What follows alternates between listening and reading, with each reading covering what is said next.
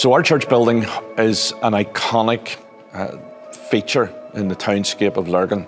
Everyone who lives in this town, who was born in this town, brought up in this town, refers to it as the big church. Anglican Christians moved into Lurgan at the time of the Ulster Plantation, initially worshipped in a very temporary building on the shores of Loch Ness, and as the town grew and developed, a church was built on the site of what is now Shankill graveyard. It became very quickly too small, and so the first Church of Christ the Redeemer was built on what was called the Fair Green.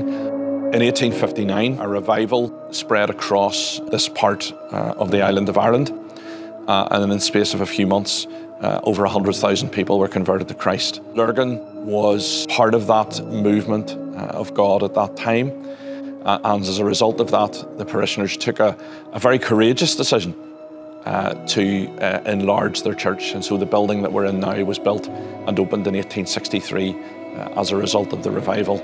Over the years, that building has played a very significant and pivotal role in the life of this community, as a place where people gather at significant times. I'm Derek Woods, and I've been a parishioner of Shankill Parish for 81 years.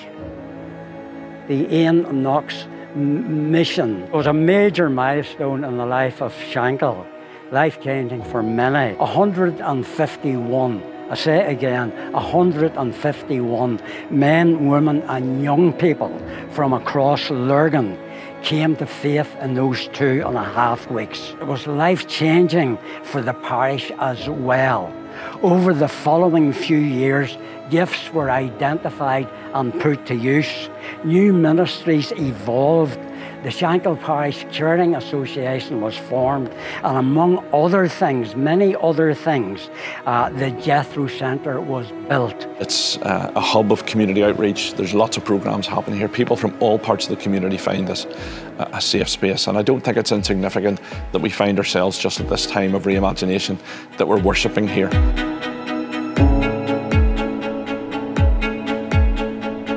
So when I came here in June 2017, the parish had spent some time looking at its role in the community, looking at how it connected with the community, looking at how it connected as a church. And over the first year or two, we talked and we prayed, and we kind of sought, I suppose, the Lord's direction, but also with each other, just talking about the things that had come out of that, those discussions, that research, that consultation with the community. And we come up with this idea of reimagining Shankill. For us, it's more than just being bricks and mortar and part of the fabric, or a clock that people look at, or the spire that is the kind of fixed point in the town. We feel a very strong call from the Lord to be a place of hope, a place that brings light into darkness, a place that can bring joy into people's lives where there is despair. Pastoral care is the demonstration of the love of God to the people in our church. We're there to pastor people. The word pastor comes from shepherding people. And so, you know, we're there to point them to the one person who can bring healing.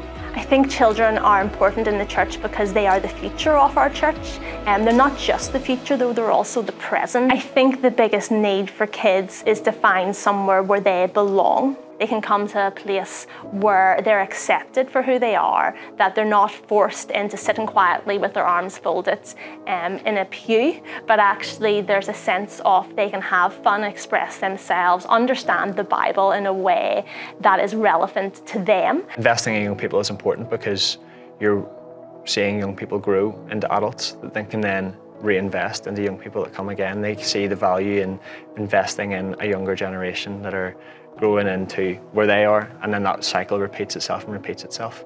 And if we're not reaching the next generation, if we're not enthusing them about church and about being part of the church body, then 10, 15 years down the line, there's no church.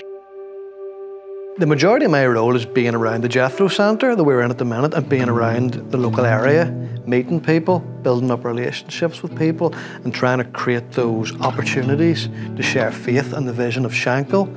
On a week-to-week basis, we do the living room, which is a warm room drop-in. We do Alpha at least once a year.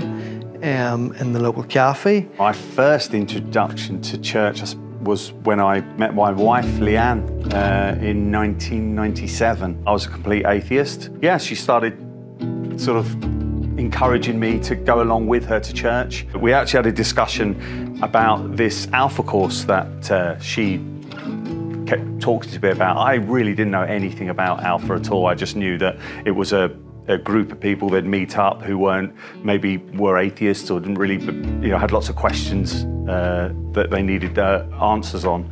After 20 plus years of my wife, asking me politely and then, talking about it for 20 odd years, eventually, yeah, it came that I went to the Alpha course and then became a Christian after that. I guess for me, the heart of the vision is a community that's looking outwards constantly, that is equipped and ready to share the gospel with others and to see people come to Christ and to expand His kingdom. We have, across the ministries, we have opportunity to breathe God into so many avenues in life. And that really, the dream is to just see God breathed all throughout this whole time. So that Shankill, where it is, right in the heart of Lurgan, becomes a heartbeat of God's love. There's been a space set aside in the centre of our town for 3 centuries for God's people in this parish to gather together to worship, to welcome others in at different times during the year, and from that place to be sent out to bless the town and the local community.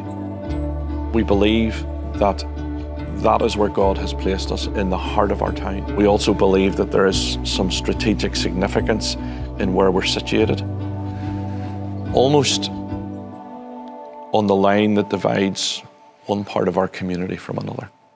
And we feel that by being a worshipping community, by being a welcoming community, by being a community of God's people that reaches out from that place, we can continue to be used by Him to make a difference in this community, to build bridges between the divided parts of our community, and also to be involved in building that bridge between people who have yet to experience the love of God.